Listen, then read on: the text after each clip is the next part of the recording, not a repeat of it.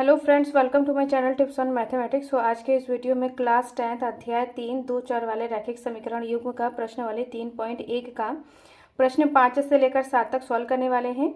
इससे पहले के वीडियो में प्रश्न 3 से लेकर 4 तक सॉल्व किया था। प्लेलिस्ट को चेक करके वीडियो को देख सकते हैं। वीडियो स्टार्ट करते हैं, जिसमें हमारा पहला प्रश्न है प्रश्न नंबर 5।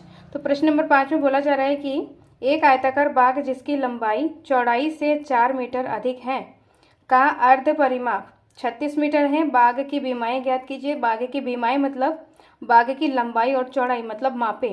बाग की लंबाई और चौड़ाई इसमें हमें ज्ञात करना है, तो इसको सॉल्व करते हैं। तो प्रश्न में बाग की लंबाई और चौड़ाई मतलब बीमाएं ज्ञात करना है, जिसको हमें सबसे पहले मानना होगा। माना कि बाग की लंबाई यहाँ पर x मीटर है और यहाँ पर बाग की चौड़ाई y मीटर। ये क्या है हमारा, इसको हमने क्या कर लिया है, मान लिया है। अब यहाँ पर प्रश्न अनुसार यहाँ पर क्या बोला जा रहा है कि जिसकी लंबाई चौड़ाई से 4 मीटर अधिक है। तो यहाँ पर बोला जा रहा है कि लंबाई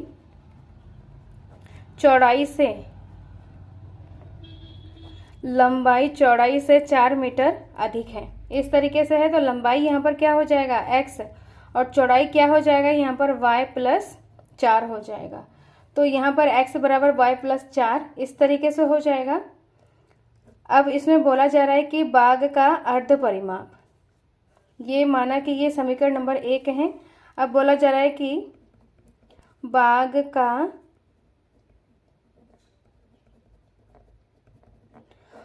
का अर्ध परिमाप यहाँ पर क्या है, 36 मीटर है।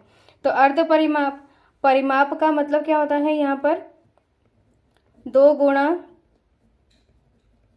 लंबाई प्लस चौड़ाई है। यहाँ पर परिमाप का फॉर्मूला होता है 2 गुणा लंबाई प्लस चौड़ाई। अब अर्ध परिमाप बोला है तो इसको हमें क्या करना है, बटा 2 कर देना है। तो यहाँ पर क्या आ जाएगा, 36 हो जाएगा। तो 2 से 2 कैंसिल कर देंगे तो यहाँ पर क्या आ जाएगा, लंबाई प्लस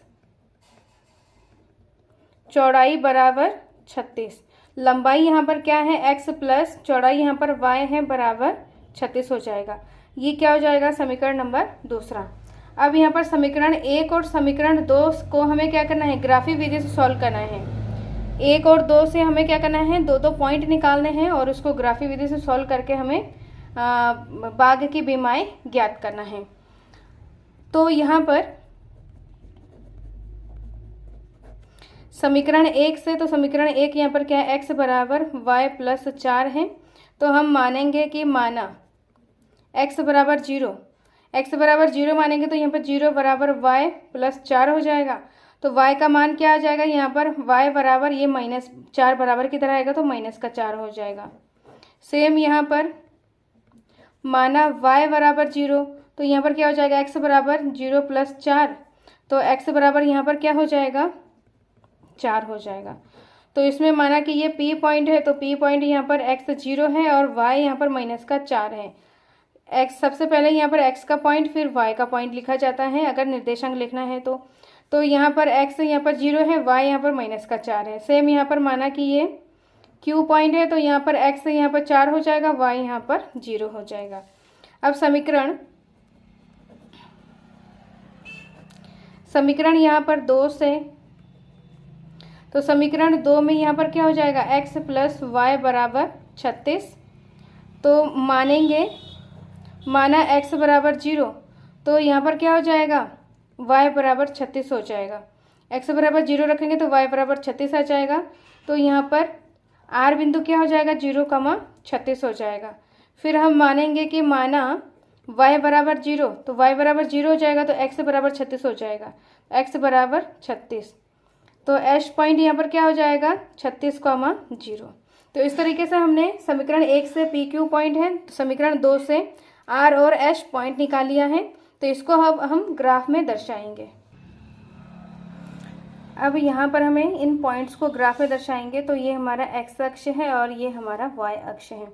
तो पी पॉइंट का निर्देशांक क्या है, 0,-4 है। एक्स अक्ष में 0 है, वाई अक्ष में -4 है। तो यहाँ पर आ जाएगा P 0,-4 P पॉइंट है यहाँ पर 0,-4 और Q पॉइंट है 4,0। एक्स अक्ष में 4 है, वाई अक्ष में 0 है, तो यहाँ पर आ जाएगा। ये है क्यू पॉइंट है 4,0। अब क्या करना है, इसको हमें क्या करना है, मिलाना है। तो इस तरीके से हम क्या करेंगे, इसको मिला देंगे। अब नेक्स्ट है पॉइंट यहाँ पर 0,36। तो एक्स अक्ष में 0 है, वाई अक्ष में 36 है, तो यहाँ पर आ जाएगा 0,36 आर पॉइंट है। और एच पॉइंट यहाँ पर क्या है, 36,0, यहाँ पर आ जाएगा एच पॉइंट 36,0। इस तरीके से हो जाएगा। अब हम क्या करेंगे, इन दोनों पॉइंट को, आर और एच पॉइंट को हम क्या करेंगे, मिला देंगे। मिलाने के बाद यहाँ पर देखेंगे कि ये किस पॉइंट पर कट कर रहा है। तो इस पॉइंट पर कट कर रहा है, तो यहाँ पर जो पॉइंट है, तो यहाँ पर देखा जाए जो पॉइंट पे मिल रहा है, तो यहाँ पर देखा जाए तो इसको अगर इस तरीके से मिलाया जाए तो एक्स अक्ष में 20 और वाई अक्ष में 16। तो यहाँ पर जो प्रतिच्छेद बिंदु है उसको हम टी मानते हैं, जो कि यहाँ पर क्या है 20,16। तो इसमें हमें क्या निकालना था कि उसकी लंबाई और चौड़ाई, जो कि x बराबर 20 और y बराबर 16 है। तो हम लिखेंगे इस तरीके से, अतः बाग की लंबाई, जिसको हमने क्या माना था, x माना था, x बराबर यहाँ पर क्या आ रहा है 20 मीटर, और यहाँ पर चौड़ाई को y माना था, तो y बराबर यहाँ पर क्या आ जाएगा 16 मीटर। तो इस तरीके से इसको हमें लिखना है। तो ये इसका क्या है, फाइनल आंसर है। अब नेक्स्ट है प्रश्न नंबर 6, इसको सॉल्व करते हैं। प्रश्न नंबर 6 में क्या है, एक रैखिक समीकरण 2x + 3y - 8 बराबर 0 दी गई है।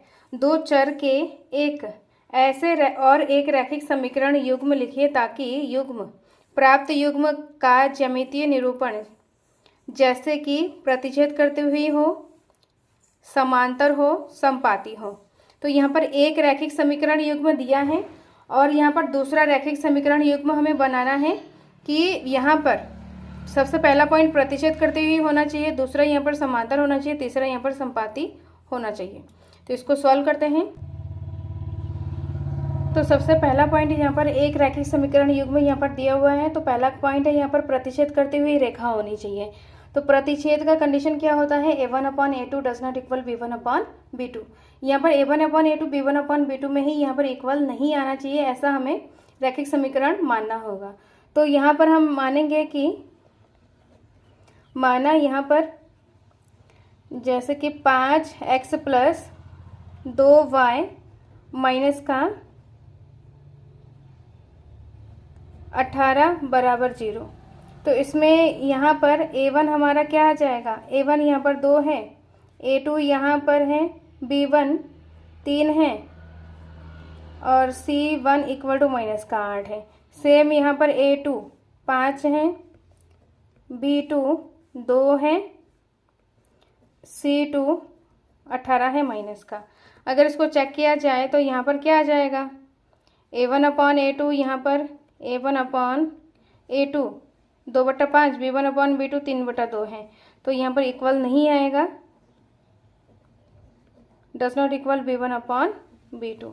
तो ये क्या हो जाएगा, जो हमारा ये रैखिक समीकरण युग्म है, हमें क्या करना था, दूसरा रैखिक समीकरण युग्म हमें मानना था, मतलब बनाना होगा, जिसके लिए ये जो रैखिक समीकरण युग्म दिया हुआ है प्रतिच्छेद करती हुई रेखाएं होनी चाहिए। तो ऐसे आप अलग अलग तरीके के रैखिक समीकरण युग्म मान सकते हो। तो ये क्या है, इसका फाइनल आंसर है। अब सेकंड पॉइंट में यहाँ पर हमें क्या निकालना है,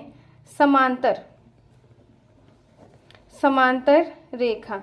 तो समांतर रेखा के कंडीशन में क्या आता है, a1/a2 = b1/b2 does not equal c1/c2। तो यहाँ पर जो रैखिक समीकरण है वो क्या है हमारा, 2x + 3y - 8 बराबर 0। तो यहाँ पर रैखिक समीकरण युग्म हम क्या मानेंगे, 4x + 6y + 7 बराबर 0।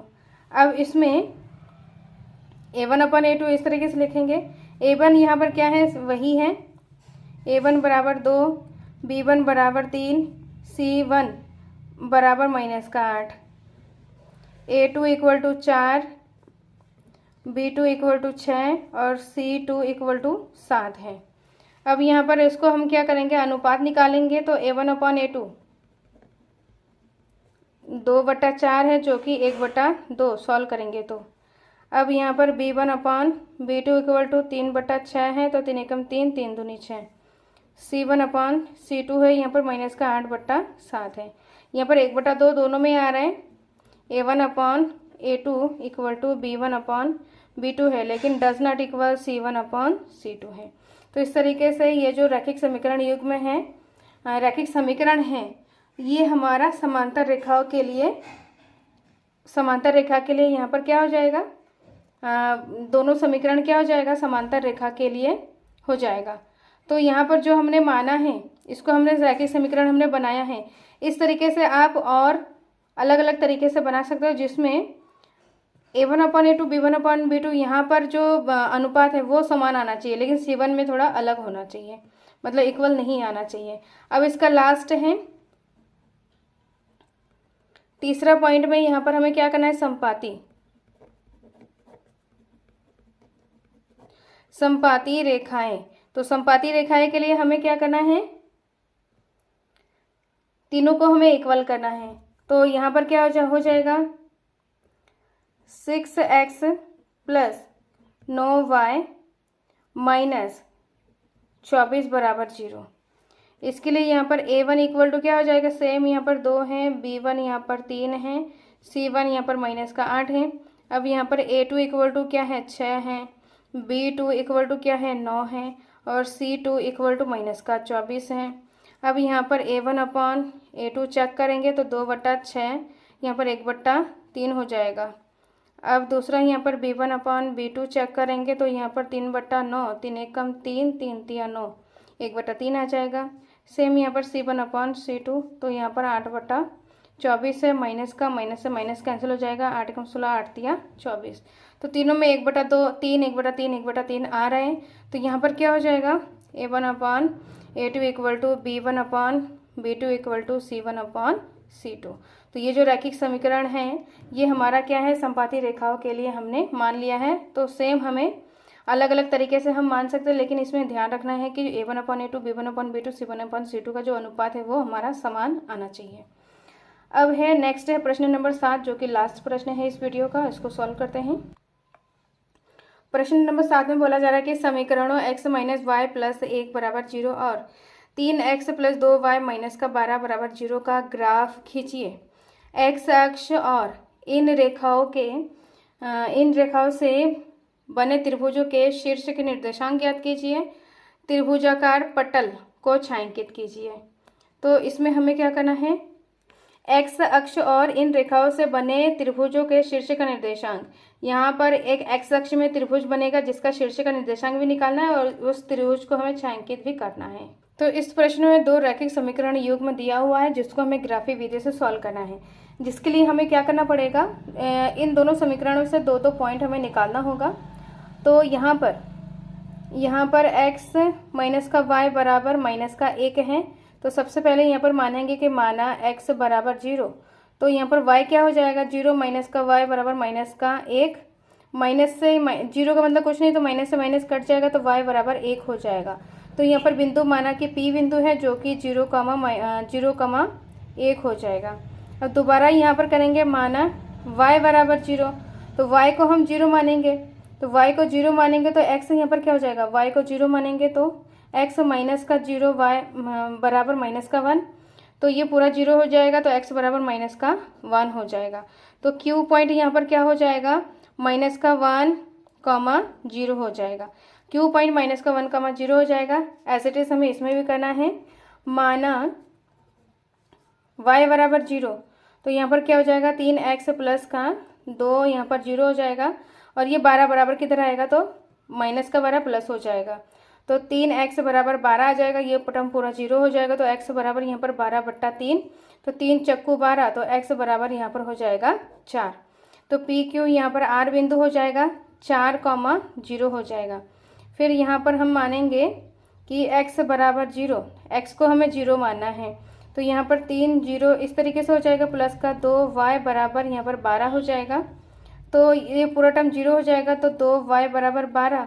तो यहाँ पर y बराबर क्या हो जाएगा 12/2। तो y बराबर 2 छंग 12। तो यहाँ पर जो बिंदु हो जाएगा एश बिंदु, माना एश बिंदु यहाँ पर क्या हो जाएगा x 0 है और y यहाँ पर 6 है। इस तरीके से हमने पी क्यू आर और एश बिंदु को हमने निकाल लिया है। अब इसको हमें ग्राफ में दर्शाना। अब इन बिंदुओं को हम ग्राफ में दर्शाएंगे। तो सबसे पहला हमारा है पी बिंदु है 0,1। तो x अक्ष में 0 है, y अक्ष में 1 है। तो यहाँ पर है बिंदु हमारा पी बिंदु है 0,1, क्यू बिंदु है माइनस का 1,0, x अक्ष में माइनस का 1 है, ये x अक्ष है और ये y अक्ष है। x अक्ष में माइनस का 1 है और y अक्ष में 0 है। तो इन दोनों को हमें क्या करना है, इन दोनों पॉइंट को हमें क्या करना है, मिलाना है। इस तरीके से है। सेम यहाँ पर r बिंदु है 4,0। तो x अक्ष में 4, y अक्ष में 0। तो ये r बिंदु है 4,0 और यहाँ पर h बिंदु है 0,6। x अक्ष में 0 है, y अक्ष में 6 है। तो यहाँ पर आ जाएगा ये है h बिंदु 0,6। तो h बिंदु और यहाँ पर r बिंदु को हम क्या करेंगे, मिलाएंगे। h बिंदु और r बिंदु को हम इस तरीके से हमें क्या करना है, मिलाना है। तो इसमें बोला गया था कि x अक्ष पर बनने वाला जो त्रिभुज है उसको हमें उसका निर्देशांक निकालना है। तो यहाँ पर दो रेखाएं जब कट कर रहा है तो इस पॉइंट का हमें निर्देशांक निकालते हैं। x अक्ष में अगर इसको सीधा इस तरीके से देखा जाए तो x अक्ष में 2 है और y अक्ष में यहाँ पर क्या है, 3 है। तो माना कि ये t बिंदु है, तो t बिंदु का निर्देशांक है 2,3 और यहाँ पर 2 त्रिभुज बन रहा है। एक बन रहा है y अक्ष पर ये वाला त्रिभुज, ये वाला जो पॉइंट है P T H, एक त्रिभुज बन रहा है। दूसरा बन रहा है यहाँ पर ये Q बिंदु है, Q बिंदु है माइनस का 1,0, Q T R। दूसरा x अक्ष पे बन रहा है। तो इसमें पूछा गया कि x अक्ष में बनने वाला त्रिभुज, तो x अक्ष पे बनने वाला त्रिभुज को हमें छायांकित करना है। तो इसको इस तरीके से है छायांकित करना है, शेड करना है। अब इसमें त्रिभुजों के शीर्ष हमें निकालना है। तो त्रिभुजों के शीर्ष यहाँ पे इस तरीके से लिखेंगे।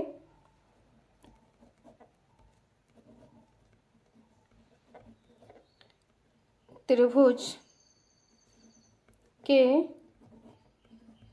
शीर्ष यहाँ पर T बिंदु क्या है 2,3, Q बिंदु क्या है माइनस का 1,0 और यहाँ पर R बिंदु है 4,0। तो इस तरीके से यहाँ पर T Q R तीनों बिंदु का हमने निर्देशांक निकाल लिया है। तो इस तरीके से इसको हमें क्या करना है, सॉल्व करना है। तो नेक्स्ट वीडियो में एक रैखिक समीकरण युग्म को हल करने की बीजगणितीय विधि है, जिसमें प्रतिस्थापन विधि और विलोपन विधि 2 विधि हैं। तो इन दोनों में से हम प्रतिस्थापन विधि को समझने वाले हैं और उससे रिलेटेड जो उदाहरण हैं, उदाहरण यहाँ पर 8 हैं। इससे रिलेटेड जितने भी सारे उदाहरण हैं उन सभी उदाहरणों को हम सॉल्व करेंगे। इस वीडियो में कोई डाउट हो, कोई क्वेश्चन पूछना हो तो कमेंट बॉक्स में कमेंट करें। टिप्स ऑन मैथमेटिक्स के साथ बने रहें, जिसमें हम क्लास 10th के पूरे NCERT बुक को कवर करेंगे डिटेल से। सो मिलते हैं नेक्स्ट वीडियो में। Thank you so much.